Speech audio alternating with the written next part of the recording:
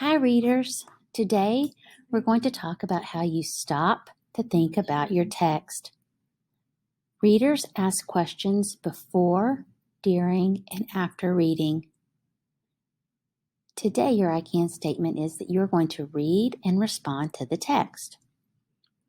Readers ask questions as they read to help them understand the story. We have already talked about 2 ways our reader voice might help us to think about what we are reading. We made predictions, and then we made connections to our story. Today, we're going to talk about another way good readers think about the text, by asking questions. We're going to look back into the story Judy, Moody, and we're going to talk about some questions before, during, and after the text. When we ask and answer questions, we make predictions, we clarify things that might seem unclear, and we think more deeply about the text. For example, you might say, when is this happening? Who is this person? Why did the author write this? Where in the text can I find an answer to my question? Finally, you might also ask, what will this be about?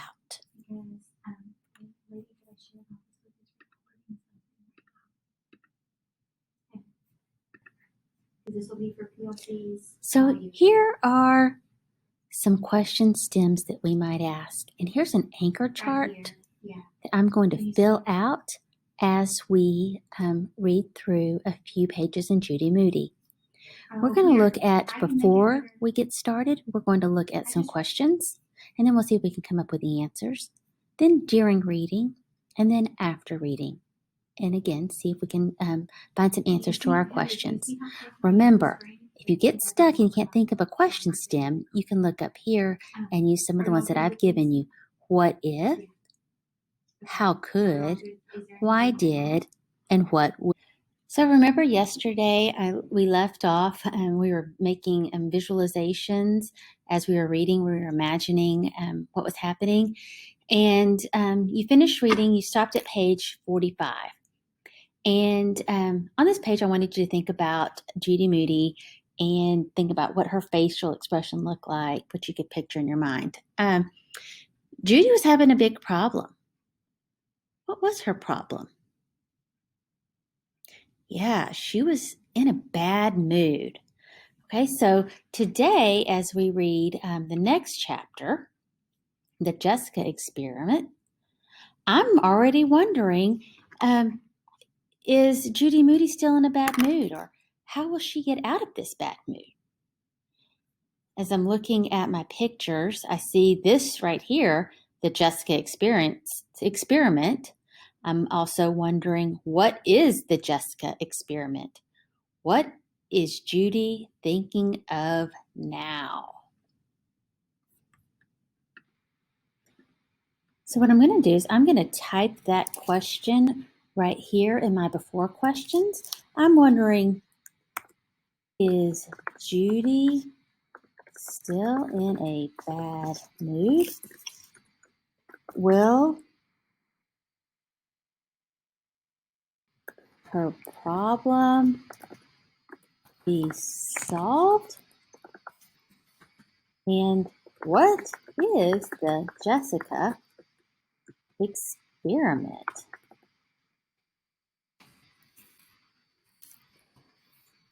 Okay, so I'm going to go ahead and get started reading and see if I can come up with some answer to those problems. Also, as I read, I'm going to stop and I'm going to keep asking questions. See if there's some things that I'm not sure about, and I'm wondering what could happen or why did she do what she's doing.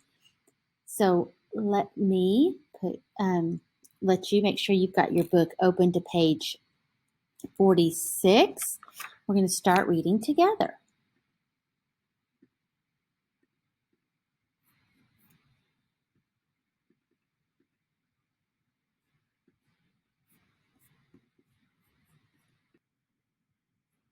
She, Judy Moody, had an idea. A not bad mood idea. She was going to try to be in a good mood for one whole week. Judy asked her friends, "Hey guys, what puts you in a good mood?" Well, when I do a really good magic trick, like the fake finger trick, said Rocky. He pulled his index finger, pretending to yank it off. Everybody claps and is amazed, and it puts me in a good mood. Uh-huh. Judy scribbled a note to self. I get in a good mood when I'm done with my homework, said Frank. Uh-huh. Judy looked at her notes. Next, it was Amy's turn. Writing stories puts me in a good mood. I dream stuff up and make it into a book and illustrate it. Judy scribbled some more. She looked at her notes. Number 1, magic trick. Number 2, homework. Number 3, write a story. I can do this, said Judy. Do what? Asked Amy. Do what? Asked Rocky and Frank. Nothing. Never mind. Judy ran home and took out her list. Magic trick. She tried a magic card trick on Stink, but all she did was spill the deck of cards everywhere. Homework. Well, Judy did not see how homework would put her in a good mood, so she crossed it off the list. Write story. Judy tried to write a story. It was a dark and stormy night. Pete and Repeat were sitting on the top bunk. Pete fell off. Who was left? Repeat. Pete and Repeat were sitting on the top bunk. Dun, dun, dun. This story could go on and on. What a lemonhead. Writing a story was so not putting her in a good mood. Who else could she get ideas from? Mom? Dad? Stink? It had to be somebody smart and somebody who never got sent to Antarctica. So I just finished reading those 2 pages. Let's go back to my questions. Is Judy still in a bad mood? Will her problem be solved? And what is the Jessica experiment? Well, so far I know that Judy decided to do what? Yes, she asked her friends what puts them in a good mood, and they gave her examples. Is her problem solved? I am not sure if her problem is solved. We will have to keep reading to find out. But now I have another question. I have a new question to ask. I am wondering, who is she going to ask that is smart and never goes to Antarctica? So who is Judy going to ask for help? All right, who is Judy going to ask for help? Let's read on to find out. But before we turn the page, I want you to jot down that question so that we can do this one together. Who is Judy going to ask?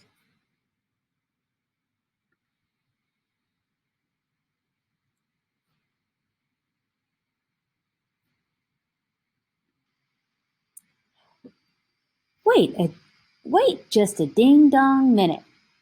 What could be more perfect than to talk to little Miss Perfect? Somebody who brushed her hair every day and followed all of the rules and got good grades and had never been near Antarctica. Somebody who had a happy magic 8-ball. Jessica A+ Finch, of course. Okay, Jessica Finch. Let's go add that information to our questions. So here we are. Who is Judy going to ask for help? Who is she going to ask for help? Jessica Finch. Okay, I'm now wondering, why does Judy decide to see Jessica? Are you wondering that too? Why don't you go ahead and jot that question down, and let's see if we can both come up with an answer to that as we read. Why does Judy decide to see Jessica? I'm also making a connection up here to one of our before questions. What is the Jessica experiment? Let's see if we can find out that answer as well.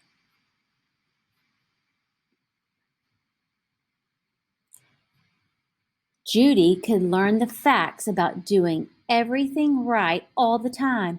Being perfect was sure to put her in a good mood. All she had to do was study her subject like a science experiment. So what is she doing? I'm thinking as a reader She's thinking that Jessica is a science experiment. She's connecting it to that. Let's see if I'm right. She grabbed her notebook and hopped on her bike and pedaled down the street and around the corner to Jessica Finch's house. Ding dong! Judy rang the bell.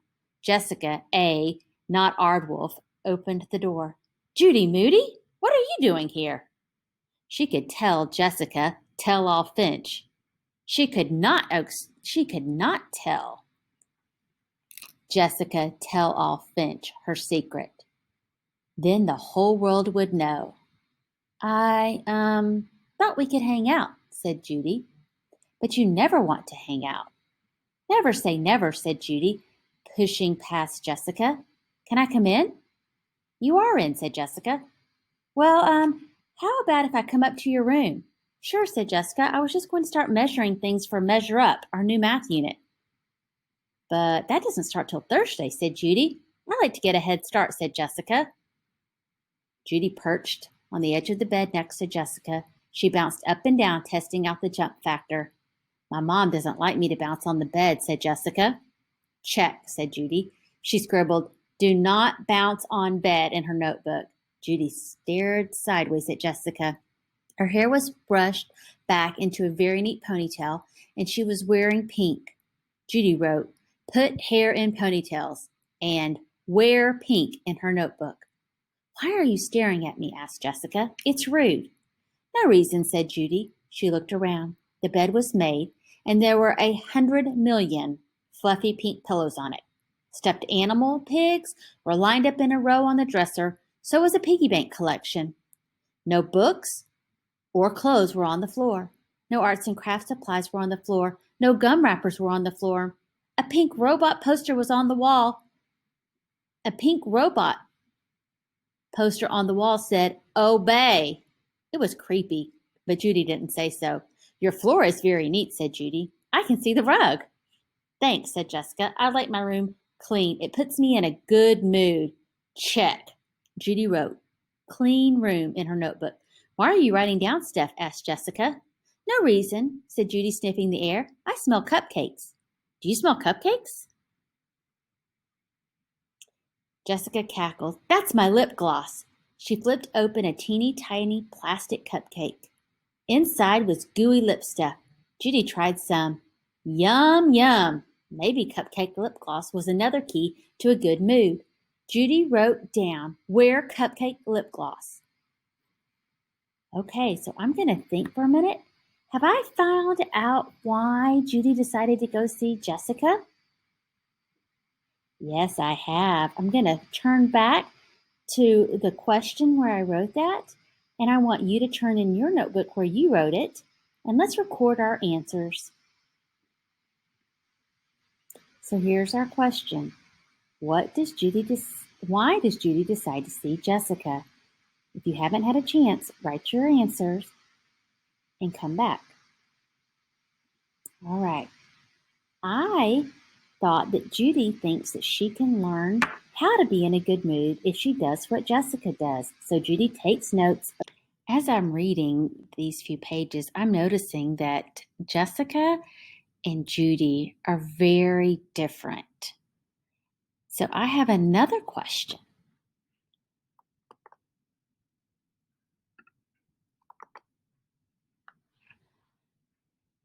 Will Judy decide to act like Jessica? Do you have a question that you want to add? If so, jot it down now and let's keep reading.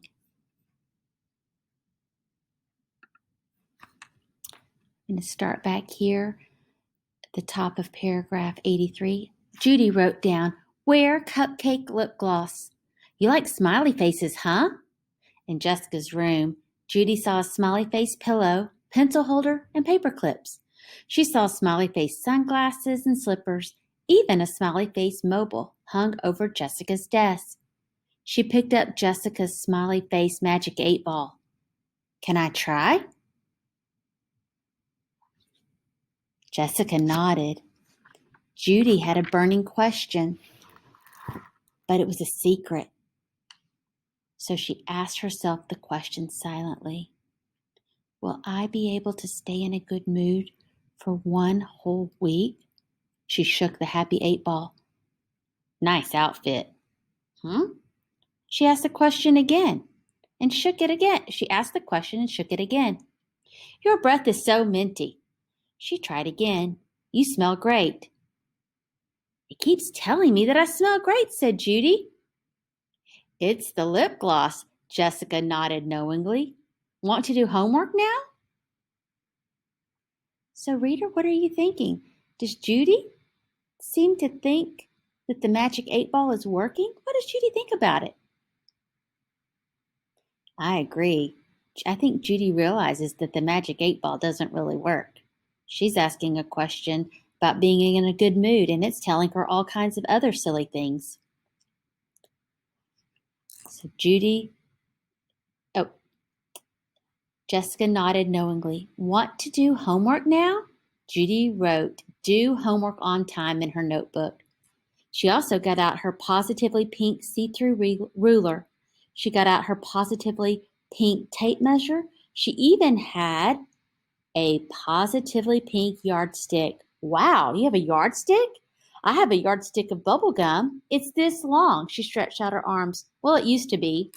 There's actually 2 3/4 inches of gum left. But the box is a yard-long ruler for real.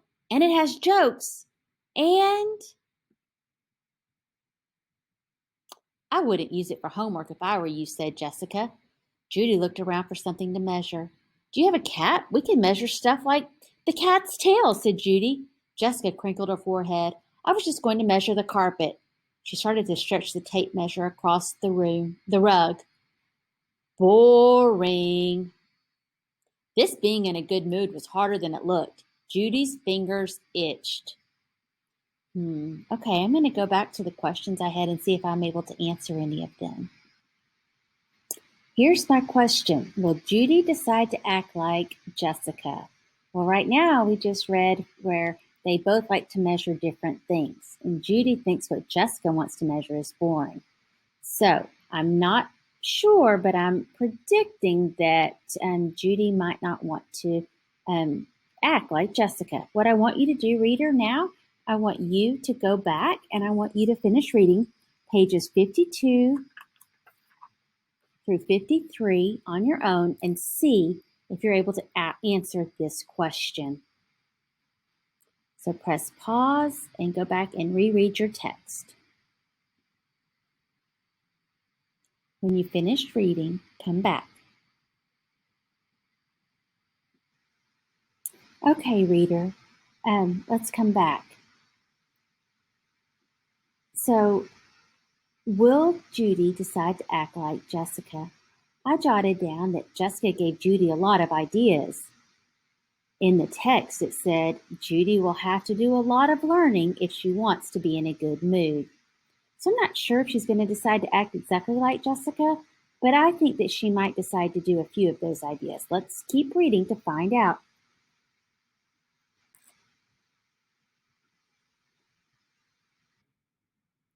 So as you finish reading the text, I want you to come back and I want you to come up with a question that you might ask after you read. So finish reading and then go back and create a question that you have about the text that you've read. Press pause until you're finished reading. Okay, readers, you finished reading this chapter, The Jessica Experiment, and I want you to think, what questions do you have about Judy and maybe something that happened within the story? Maybe something that happened between Jessica and Judy.